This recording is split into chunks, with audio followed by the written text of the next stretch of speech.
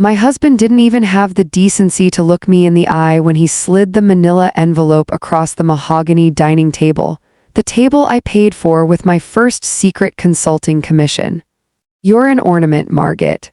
And frankly, you've lost your shine." Those were the words of Julian, a man who, 10 years ago, couldn't even balance a checkbook without breaking into a sweat. Now, standing behind him like a gargoyle in Prada was my mother-in-law, Evelyn. She didn't just want me out of the house, she wanted me erased from the legacy I had built from the dirt up. "The prenup you signed is ironclad, dear," Evelyn purred, her voice dripping with a fake, sugary concern that made my skin crawl.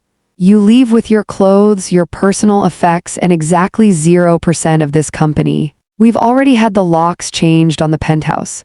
Consider this your early retirement." They expected me to scream. They expected me to beg, to cry, or to point out that I was the one who secured the Northeast distribution deal while Julian was finding himself in Ibiza. But I didn't. I just took a slow, methodical sip of my black coffee, no sugar, no cream, just the bitter reality of 10 years wasted. I looked at the prenup they were so proud of. They saw a shield. I saw a ticking time bomb. "You're right, Evelyn," I said, my voice as steady as a surgeon's hand. "The paperwork is very specific. I hope you've read the fine print as closely as I have." Julian laughed, that arrogant, hollow sound he'd perfected since we hit the Forbes list. "Margaret, you were a consultant on paper. In reality, you were just a wife. Now sign the acknowledgement of service and go find a life that actually fits your unsophisticated roots." He had no idea that while he was busy spending our dividends on a 22-year-old yoga instructor named Tiffany, I was busy documenting the anatomy of his downfall. They thought they were kicking a stray cat out into the rain. They didn't realize they were locking themselves in a cage with the person who owned the keys to the entire zoo. 10 years. That's 3650 days of being the ghost in the machine. When I met Julian, his father's legacy was a crumbling warehouse and a pile of debt that would make a banker weep. Julian was visionary, which is rich person speak for lazy with an inheritance. He had the charisma, sure. He could charm a shark into giving up its fins, but he couldn't read a balance sheet to save his life.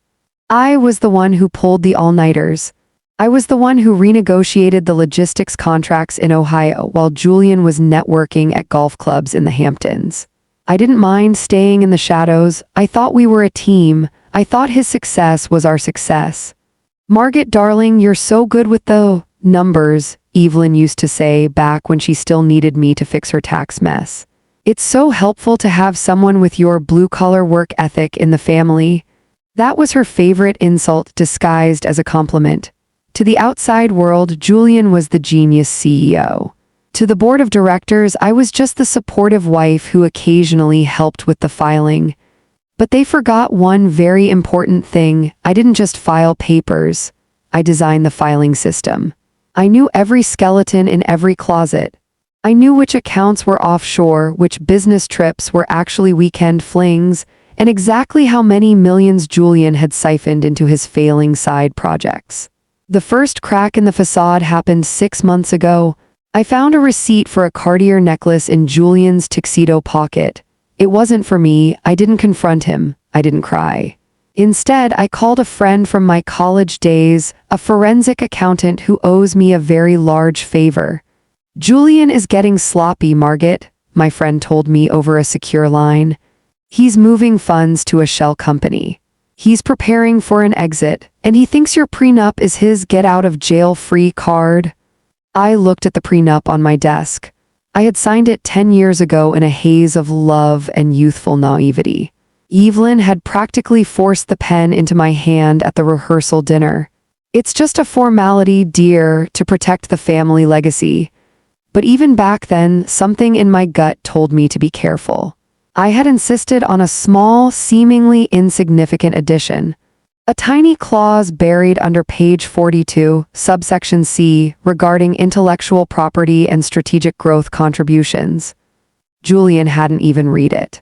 He was too busy picking out the color of his next Porsche. Now, as I sat in our cold, minimalist kitchen watching them pack my life into cardboard boxes, I realized they actually believed their own lie. They believed Julian was the asset and I was the liability. "We've called an Uber for you, Margaret," Julian said, checking his Rolex, the one I bought him for our 5th anniversary. "The movers will drop your things at your sister's apartment tomorrow. Try not to make a scene on your way out, it's bad for the brand." I stood up, smoothing out my skirt. "Oh, I won't make a scene, Julian, I'm a professional. But before I go, I think we should schedule a meeting with the board for Friday, to finalize the transition," Julian scoffed. "The board, they don't care about a divorce, they care about the bottom line." "Exactly," I smiled. It was the first time I'd smiled in months, and for a split second I saw a flicker of genuine fear in his eyes. "That's exactly why they'll want to be there." The board meeting was held in the glass-walled conference room on the 50th floor, the crown jewel of the company. Julian sat at the head of the table, looking smug in a tailored navy suit. Evelyn was right beside him, acting as if she owned the air we were breathing. I walked in 10 minutes late. Not because I was disorganized, but because I wanted them to feel the weight of every passing second. I wasn't wearing the supportive wife pastels anymore. I was in charcoal gray, sharp enough to cut glass. "Margaret, this is a private board matter," Julian snapped, tapping his pen impatiently. "Your settlement has been handled. My lawyers sent the final wire for your relocation fee this morning. You have no standing here." I didn't sit down.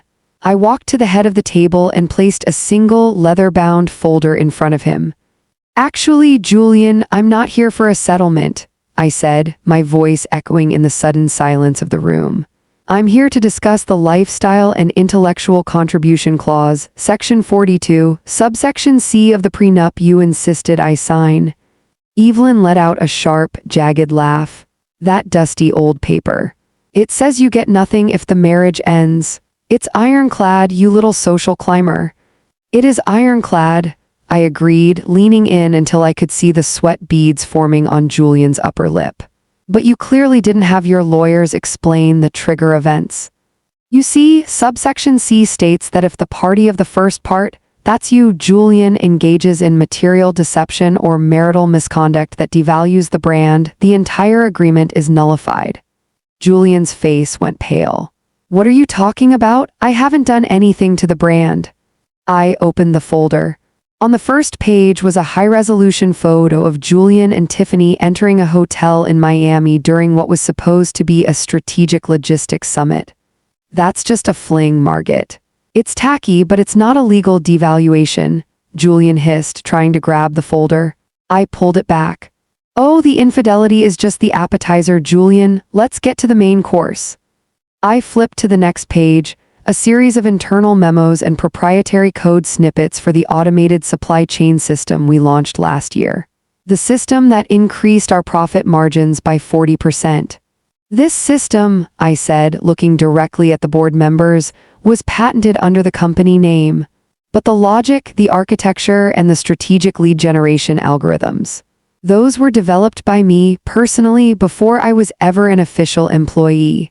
Under the intellectual contribution clause, if the marriage ends due to your misconduct, I am entitled to retroactive compensation for all uncredited strategic assets." The room went ice cold. The chairman of the board, a man who had known Julian's father for 40 years, leaned forward. "Margaret, what exactly are you saying?"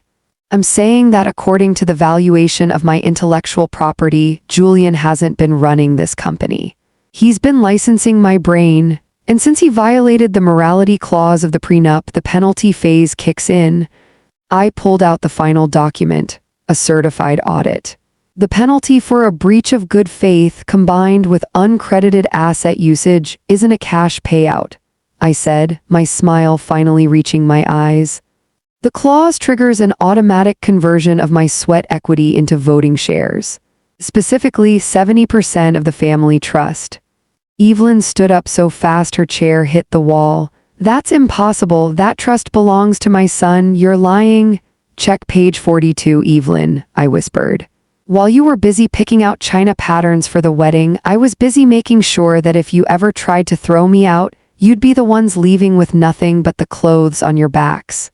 Julian looked at his lawyers. They weren't looking at him. They were staring at the floor, their faces as white as sheets. They knew they had missed it, and now the worthless piece of paper was a noose around their necks. The silence in the boardroom was so heavy you could hear the frantic ticking of Julian's watch. His lead attorney looked over the document I'd provided, specifically page 42, and his face went from professional confidence to a sickly shade of gray. He leaned over and whispered just loud enough for the microphone to catch, "Julian, she's right, you signed this, it's enforceable." Evelyn let out a sharp, jagged laugh, her voice echoing off the glass walls. "This is a joke. This girl comes from nothing, she can't just walk in here and take what belongs to us. That trust is my son's birthright." "It was his birthright, Evelyn," I said, my voice cold and steady. "But he traded it for a penthouse in Miami and a series of very expensive mistakes. Now let's talk about transparency." I didn't wait for an answer. I opened my laptop and synced it to the massive 90-inch screen at the front of the room. I didn't show spreadsheets. I didn't show bank statements. I showed a live feed of the company's internal portal, a platform that went out to every employee, shareholder, and board member globally. On the screen was a compilation of Julian's own private recordings, audio from his office, where he laughed about milking the board for every cent and referred to the senior partners as dinosaurs waiting to go extinct. Julian's smug expression shattered. You hacked my office? That's illegal." "I didn't hack anything, Julian," I replied, leaning back. "I designed the security protocols for this entire building. I simply revoked your private status after you breached the ethics clause. You see, when you're 70% owner of the trust that funds this building, nothing is truly private from me." At that exact moment, the heavy oak doors opened. 2 security officers walked in. These were the same men Julian had commanded to bar me from the building that morning. Now they didn't even look at him. They looked at me, waiting for a signal. "Mr. Sterling, Mrs. Sterling," the chairman of the board said, standing up with a look of pure disgust. "Based on the evidence of material deception and the automatic trigger of the ownership clause, your executive powers are hereby suspended, effective immediately." "You can't do this," Julian screamed, slamming his fists on the table. "This is my name on the door." "Actually," I said, standing up to face him, "your name is on the lease, and I just terminated it. Your company credit cards are declined. Your corporate car has been remotely locked in the basement. And the supportive wife you tried to throw out? She's the one who just signed the order for your eviction." Evelyn clutched her designer handbag as if it were a life raft, trying to maintain her dignity as she scurried toward the exit to avoid the staff already gathered in the hallway, whispering and filming on their phones. They walked out of the glass tower, not into a waiting limousine, but onto the scorching sidewalk where the same Uber they had booked for me was waiting to take them to a budget motel. They were standing on the very street where they planned to leave me, realizing too late that while they were playing house, I was building an empire. The silence that followed their exit was the loudest sound I'd heard in a decade.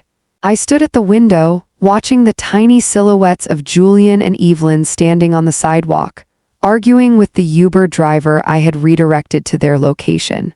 From 50 stories up, they looked exactly like what they had finally become: small.